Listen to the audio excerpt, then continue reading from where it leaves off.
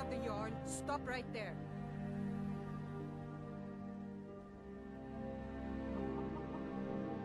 Smart man. Now come along with us. We'll take any stolen goods and you'll be free to go. After you pay the fine, of course. Put on some clothes, you damn fool. Want to have your clip featured in the Skyrim Clip of the Week? Simply record the clip on your Xbox and then send it to me via message. My gamertag is iRyeni, that's IRYENI, and then you can message it to me over Xbox and I'll be able to view it. I look forward to seeing the clips that you guys send me. Now moving on to the video.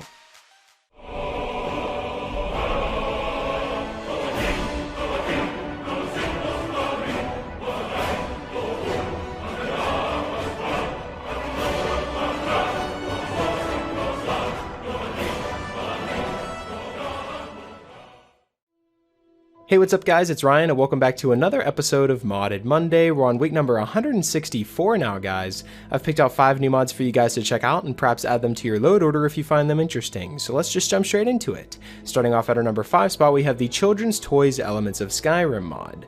Now this mod adds 37 new collectible children's toys based on animals. You can give these toys to your adopted children as gifts or use as decoration in your home. You can also buy them from general goods merchants, and each one sells one number of each type of toy. Not all merchants do sell toys, so you'll have to use some logic in order to find the collection. For example, parrots can be bought from Khajiit caravans, since they're a toy based on the Elsewire animals. Hyenas can also be bought from Redguard general good merchants, and big felines from both of them. You can also find lamb, deer, and bear toys that can be easily found for sale with Nord vendors. Now I really like this mod because there's not many mods out there that focus on the children of Skyrim. It's more so just adding other elements into the game, and everyone just seems to forget about the Hearthfire update. Mods like this really make me think of the future of the children in Skyrim, because there needs to be more mods that focus on these areas. You know, you kind of just forget that your child's at the house, or if you're a family man then you kind of just stay around, but there's not really much to do at home. I think it would be really cool to implement a new mod into the game, or a new implementation in Elder Scrolls 6, where you could decide that you want to have a child with the person that you marry, and then if you do decide, it'll open up the show race menu where you can customize a new character and have that ported into the game. Kind of like how you created yourself at the beginning of the game, it would be really cool to see that same feature on the children in Skyrim and be able to create your own children, and then maybe have features where you have to come back and constantly feed the kid or come back and take care of him, and then later on in your playthrough, whether you're 20 levels later or 50 levels later, you can come back and it'll be a fully grown adult and you can take it out as a follower. I think if you were able to do that inside of a mod in Skyrim, or at least a feature in the Elder Scrolls 6, hopefully that'll have it when it comes out, fingers crossed, it would definitely expand the horizon on being able to have your own family in Skyrim, and I think that's really what it lacks. But regardless of my ideas of future mods, I do feel like the Children's Toys Elements of Skyrim mod is a perfect mod to have if you're more of a person who likes to take care of their kid and come back and see them every once in a while. So that's why this mod is featured here at our number 5 spot, so I'd recommend downloading the Children's Toys Elements of Skyrim mod.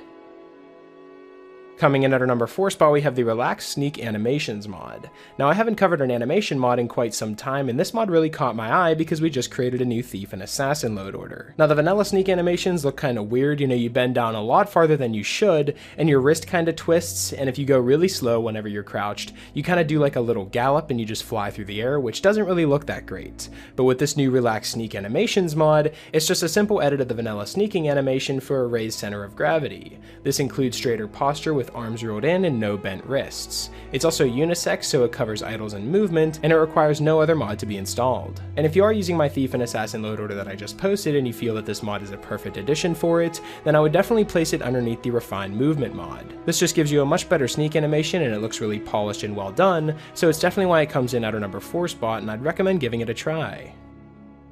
Coming in at our number 3 spot, we have the Yellow King Skyrim Dungeon mod.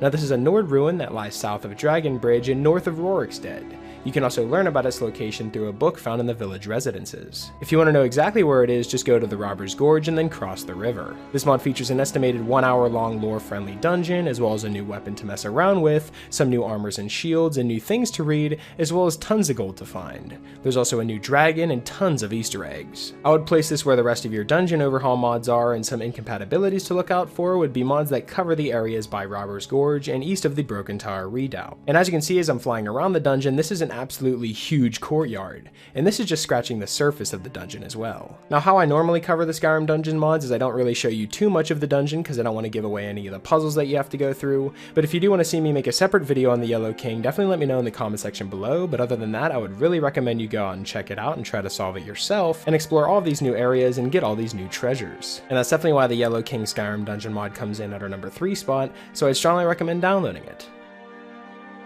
Coming in at our number 2 spot, we have the Fantasy Forest Overhaul, which would go perfect with any type of fantasy character that you may have. This includes mod that alters grass and other areas in the game to make them look more fantasy-like, such as the Grassfield SE mod, which really brightens the grass, and other flora mods like the Lush Overhaul to just brighten up the scenery around you. But the Fantasy Forest Overhaul covers areas such as the Rift, Fallcreath, the Reach, Halfengar, the Pale, Eastmarch, Winterhold, and Whiterun. The trees inside the Rift are now green and purple, with more added purple aspens along the Morrowind border. The ground cover and falling leaves have also been changed to match the tree leaves. In Fallcreath, all the pines have been recolored and a few new models have been added, and there's also golden and yellow pine groves that border the Reach. There's also 2 new types of pines that have been added to the forest, but they do not replace the vanilla pines, and green aspens now border Lake Ilanata. For the Reach, they've added a dead forest with more Reach trees and also added some dead aspens. The dead forest also runs from Markarth to Fallcreath, and the northern Reach now has an early fall forest. This features green and colored aspens that run from Markarth to Dragonbridge. For Halfengar, the pine forest now has golden, evergreen, and red pine trees, and the Pale has a dead pine forest that is now on the outskirts of Dawnstar, with more snowy pines scattered around the hold. Eastmarch expands the side of Witchmist Grove, and Winterhold adds some new snowy pines along the path to the college. And for Whiterun, there's no changes except for a replace on some of the vanilla pines. So this forest overhaul covers so many new areas in the game, and it makes everything a lot brighter as well, so if you're running a fantasy character and you have a bunch of fantasy mods installed, then the Fantasy Forest Overhaul will go right in hand with it. I would place this in your load order where your other Lush overhauls are and grass mods are as well, and I do really like whenever the game is pushed in a fantasy feel because it reminds me a lot of how Oblivion was and how colorful that game was, and that's one of my favorite games of all time, so this just brings back the memories of that game. So if you're looking to brighten up your forest, then the Fantasy Forest Overhaul is definitely the mod worth checking out. Coming in at our number 1 spot, we have the Dragonbridge Manor. This is an adoption-friendly player home that's compatible with Hearthfire multiple adoptions. It features a 3-story, 4-bedroom house, beds for 6 children, enchanting, alchemy, blacksmithing, and tanning areas, a stable for 2 horses, a front and a backyard, landscaped with seating areas and gardens. There's also an apiary and a balcony overlooking the front yard, as well as an indoor fountain. This mod also comes with a map marker located just southeast of Dragonbridge, right off the main road. Now, I've never seen a house mod that is this jam-packed with content but comes in at such a small space, coming in at 320.29 kilobytes. There's just so much that this house mod has to offer at such a small space that I'd really love to show you around the place, so let's begin a brief tour.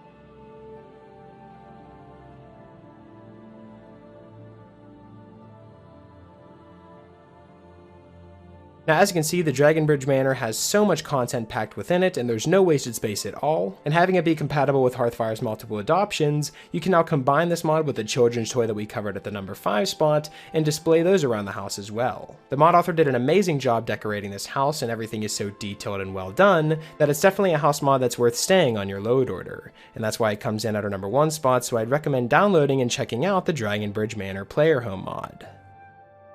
So that's pretty much it for this week's episode of the top 5 Skyrim mods of the week. Hopefully you guys did enjoy, and if you did, I'd appreciate it if you left a like and subscribe if you're new. It really helps me out a lot. And if you have any suggestions for mods you'd like me to cover in future top 5 mod episodes, be sure to let me know in the comment section below, or you can follow me on Twitter. I'll be sure to leave my Twitter in the description, and you guys can follow me on there and leave me suggestions to there as well. Special shout out to my Patreon supporters. Thank you guys so much for everything that you guys have done for me. And yeah, that's pretty much it. Hopefully you guys did enjoy, and I will talk to you guys later.